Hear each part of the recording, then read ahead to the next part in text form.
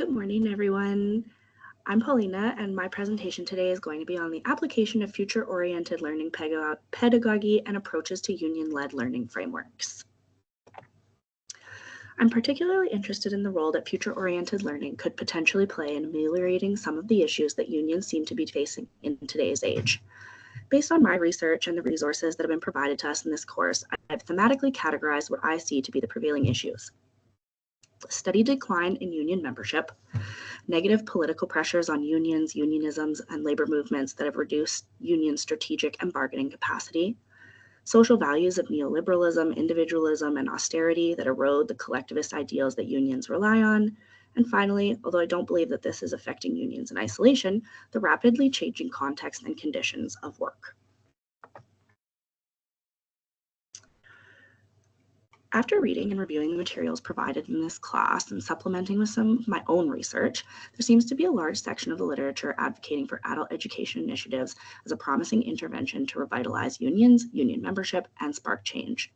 As an interesting aside, research also shows that the demographic profile of union learners skews towards individuals who are underrepresented in other more traditional styles of vocational education, which is another particularly strong argument for implementing educational change at the union level.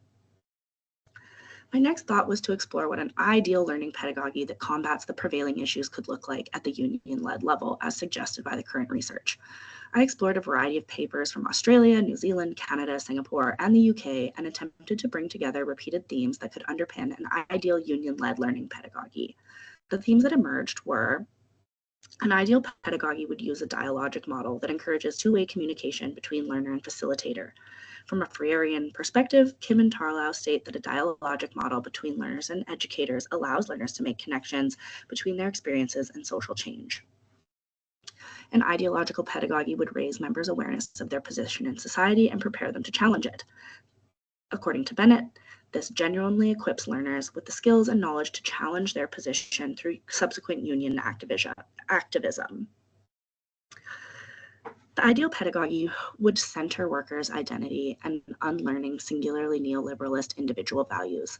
According to Brown and Kiko, new generations of workers who've grown up surrounded by a strong neoliberal discourse have not experienced the presence of unions in their workplace. Union training that only focuses on converted individuals may have limited impact on those who've come through ideologically based labor market programs that focus more on neoliberal values, many of which were designed around employability competencies that relied on individuals competing for recognition and rewards rather than a collective consciousness about the workplace and other values that unions have traditionally held. The ideal pedagogy resists the dominance of employers' interests. Stewart et al. States that it's essential that unions continue to build organizing capacity around learning, embed learning within new workplace structures around voice, consultation, negotiation, and focus on the needs of marginalized workers. The ideal pedagogy should develop critically thinking union members who, according to Brown and Kiko, can engage reflectively and strategically lead to grow the movement in changing and challenging times. The ideal pedagogy focuses on lifelong learning agendas that, according to Brown and Kiko, should take an activist approach beyond service education in order to strengthen the labor movement's political consciousness.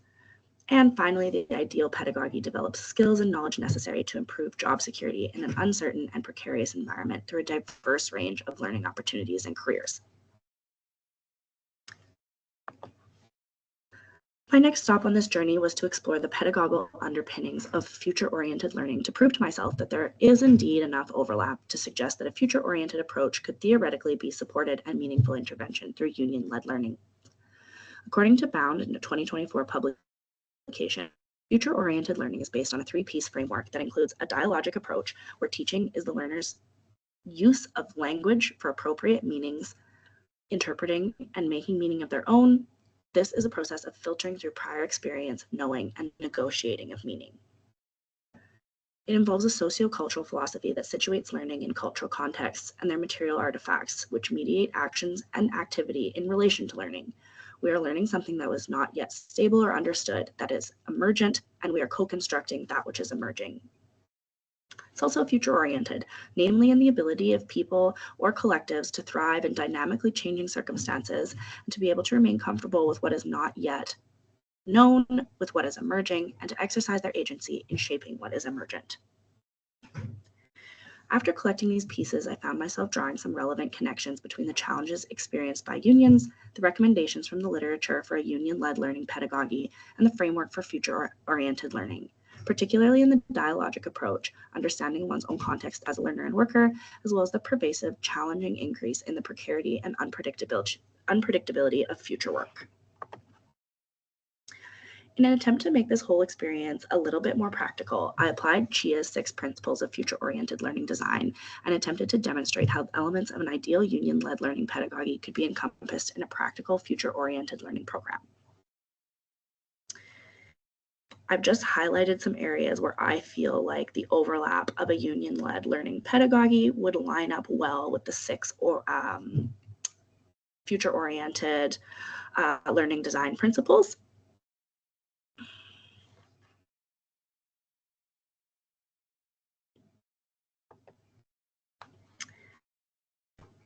And finally, I have a few discussion questions for you. As someone who has worked in public service for a long time, but never actually been a part of a union or supervised union employees, I am curious what your perspectives are as people who are part of unions or maybe have some more experience with unions. Are there alternative teaching or learning pedagogies that you think would lend themselves particularly well to the challenges faced by unions today?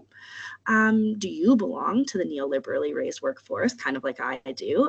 Has this affected your view of unions? Do you think that this approach of future-oriented learning might affect change on your view, or at least open you to an alternative way of being and understanding?